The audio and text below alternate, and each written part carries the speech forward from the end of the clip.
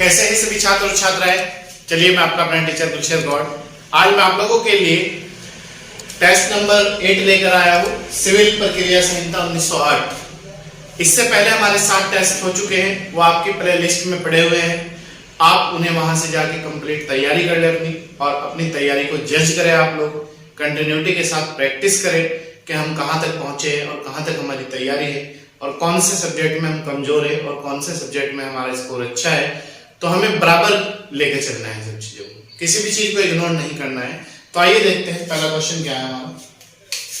पहला क्वेश्चन है हमारा न्यायाधीश विषय। जो न्यायाधीश विषय होता है, रेस सब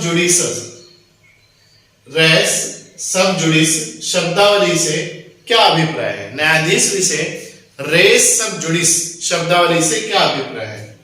ए ऑप्शन वाद का रोक दिया जाना, बी अपील का रोक दिया जाना, सी आवेदन को रोक दिया जाना। बताइए, वाद का रोक दिया जाना, अपील का रोक दिया जाना, सी बताइए। वेरी गुड, बताइए इसका आंसर क्या है। इसमें है आपका ए आंसर, वाद का रोक दिया जाना। न्यायाधीश विषय रेस सब जुडिस का जो मीनिंग होता है वो होता है वाद का रोक दिया जाना। क्वेश्चन नंबर 2, सिविल प्रक्रिया संहिता 1908 के तहत निम्न में कौन सही सुमेलित नहीं है। सही सुमेलित नहीं बताना आपको। विधिक प्रतिनिधि धारा 50 में है, बी कहता है अनुरोध पत्र धारा 77 में है, सी कहता है पूर्व न्यायाधीश 11 में है, पूर्व न्याय धारा 11 में है, सभी सुमेलित है। बताइए इसका आंसर क्या है। इसका आंसर है हमारा सभी सुमेलित है। ये सभी सही है, ऐसा कोई नहीं है इसमें जो सुमेलित ना हो। ठीक है। क्वेश्चन नंबर 3, यह एक दावे का कथन एक दस्तावेज जिसके प्रस्तुत किए जाने पर वाद संस्थित किया जाता है, इसे कहते हैं। यह एक दावे का कथन एक दस्तावेज जिसके प्रस्तुत किए जाने पर वाद संस्थित किया जाता है, उसे क्या कहते हैं। शपथ पत्र, बी जवाब दावा, सी वाद पत्र, डी प्रति दावा। बताइए उसे क्या कहते हैं।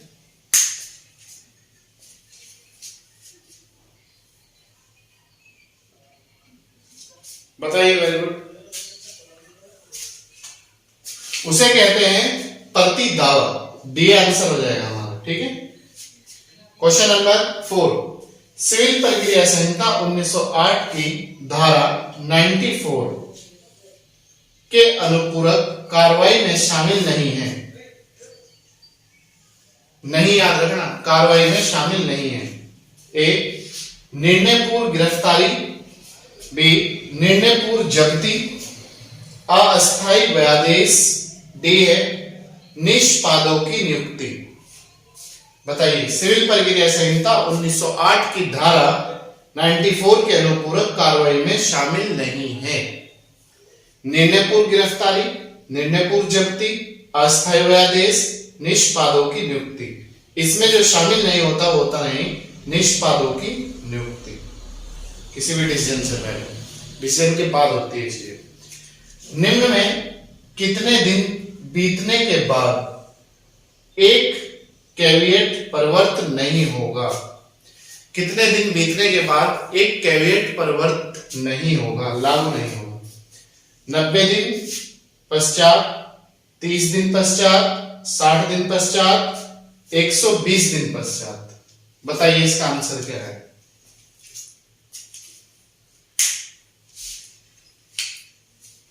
बताइए। वेरी गुड, आंसर क्या है इसका। इसका जो हमारा आंसर है वो है ए 90 दिन पश्चात। क्लियर है।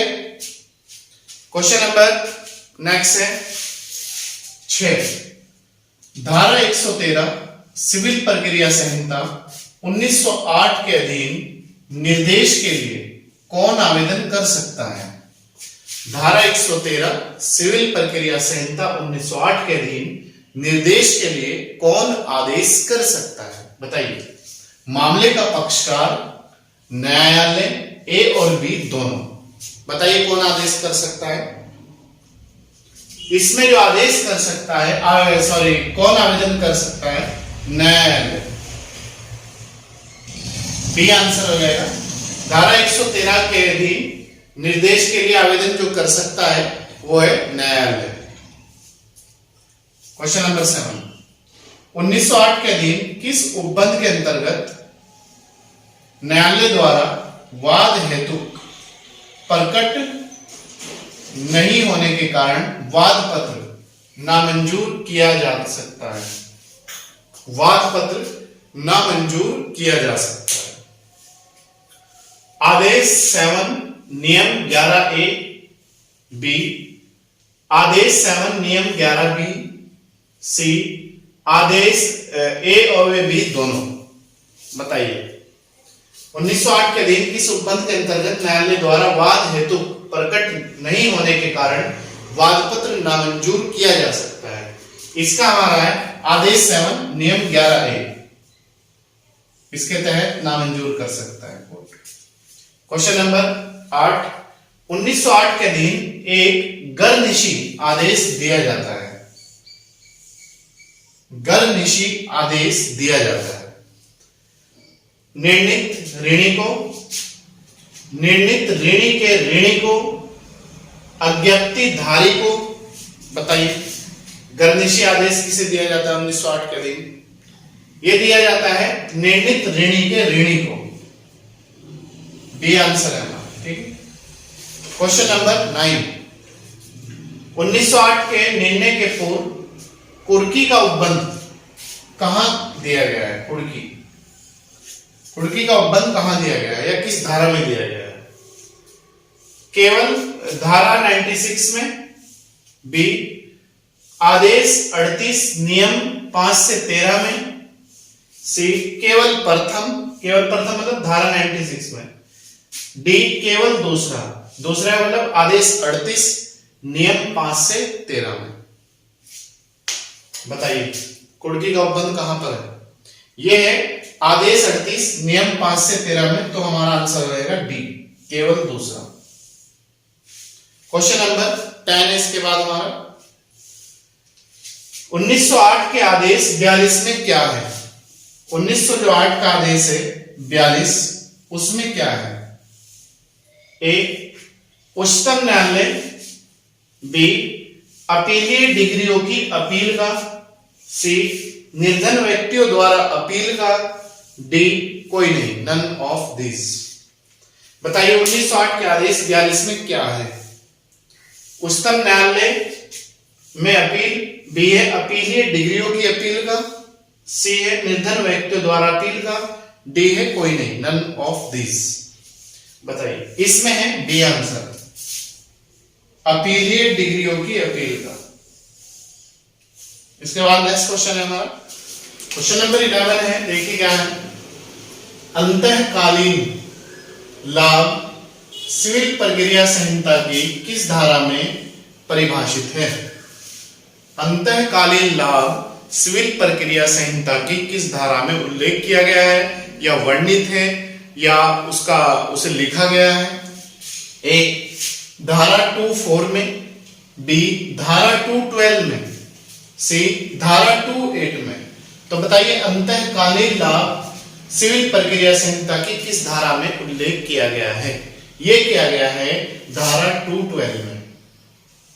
धारा 212 में अंतःकालीन सिविल प्रक्रिया संहिता में इसका उल्लेख किया गया है।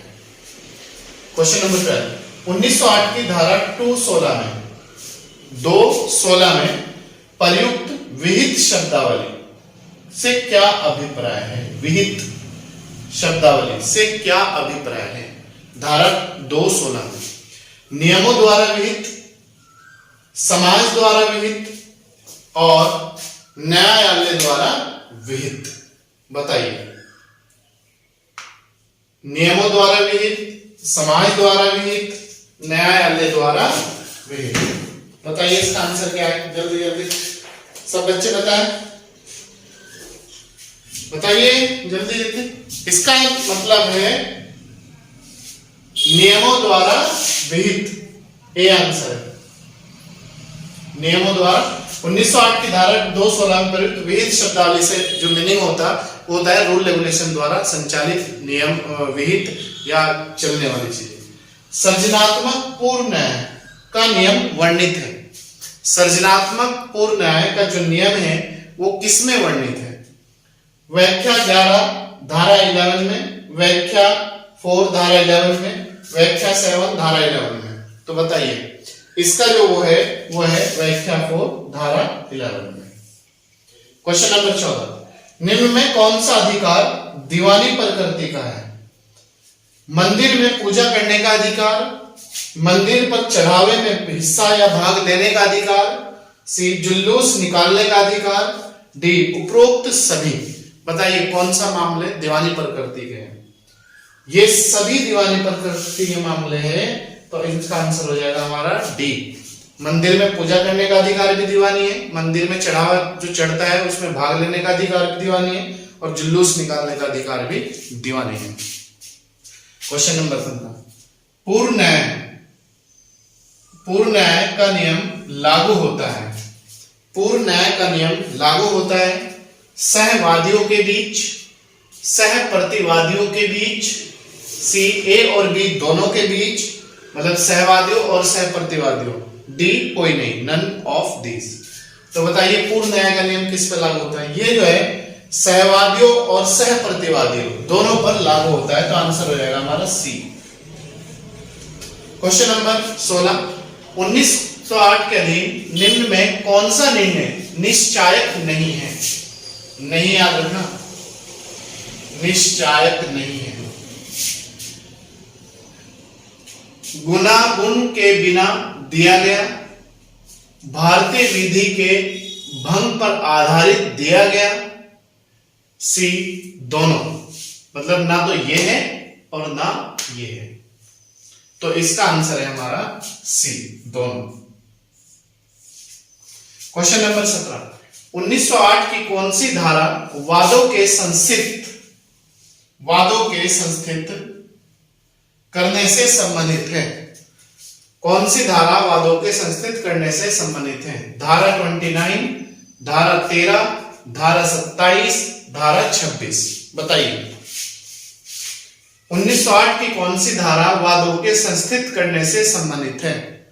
धारा 29, धारा 13, धारा 27, धारा 26। इसका आंसर हो जाएगा हमारा धारा 26।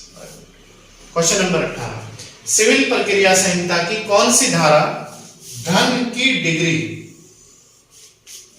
के निष्पादन में महिलाओं की गिरफ्तारी और निरोध को निषेध करती है?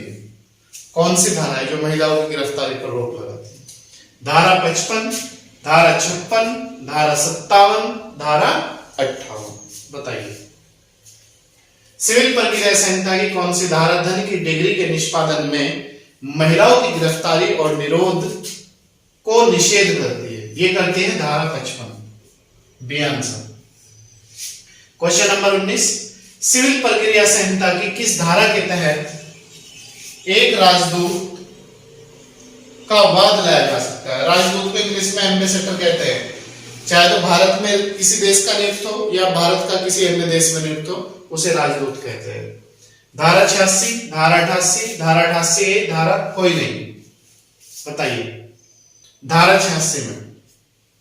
क्वेश्चन नंबर 20 और लास्ट क्वेश्चन है आज के टेस्ट का, सिविल प्रक्रिया संहिता में अंतराभिवाची वाद से संबंधित नियम किस आदेश में है? सिविल प्रक्रिया संहिता में अंतराभिवाची वाद से संबंधित नियम किस आदेश में है? आदेश 50 में, आदेश 35 में, आदेश 55 में। बताइए यह है हमारा आदेश 35 में। तो दोस्तों ये थी आज की हमारी क्लास टेस्ट का जो सेशन था। आज शनिवार है, आप लोगों को पता है कि एवरी शनिवार हम आप लोगों को टेस्ट देते हैं और इससे पहले आपके जो 7 टेस्ट हो चुके हैं वो प्लेलिस्ट में है, आप वहां से जाकर उन्हें कंप्लीट तैयारी कर ले। कोई भी क्वेश्चन अगर समझ में ना आए तो आप हमें कमेंट बॉक्स में कमेंट करके पूछ सकते हैं उसका आंसर। और बाकी आपकी कोई भी समस्या है, चाहे आप बाय कॉल पूछो, चाहे आप हमारे व्हाट्सएप ग्रुप से जुड़िएगा, आप लोगों का वेलकम है। और किसी भी कोई भी समस्या हो आपकी, चाहे करियर से संबंधित हो, चाहे आपकी पढ़ाई से संबंधित हो, आप लोगों का मोस्ट वेलकम है। आप कभी भी कॉल करें और इंक्वायरी करें इस चीज की। तो चलिए मैं आपको अपना टीचर गुलशेर गौर आज मैं आप लोगों के लिए यही टॉपिक लेकर आया था। बाकी आपसे मिलते हैं नेक्स्ट टाइम। आप अगर यूट्यूब चैनल पर नए हैं तो ज्यादा से ज्यादा लाइक शेयर सब्सक्राइब कीजिएगा और बेल आइकन को नोटिफिकेशन ऑल कर लीजिएगा ताकि नोटिफिकेशन आपको सबसे पहले मिल सके। और अगर पुराने हैं तो देखिएगा, कंटिन्यूटी के साथ जुड़े रहिएगा। जैसे हम लोग आपके साथ कंटिन्यूटी के साथ जुड़े हुए हैं, ऐसे ही आप भी हमारे साथ जुड़े रहिएगा। चलिए मिलते हैं आपसे नेक्स्ट टाइम।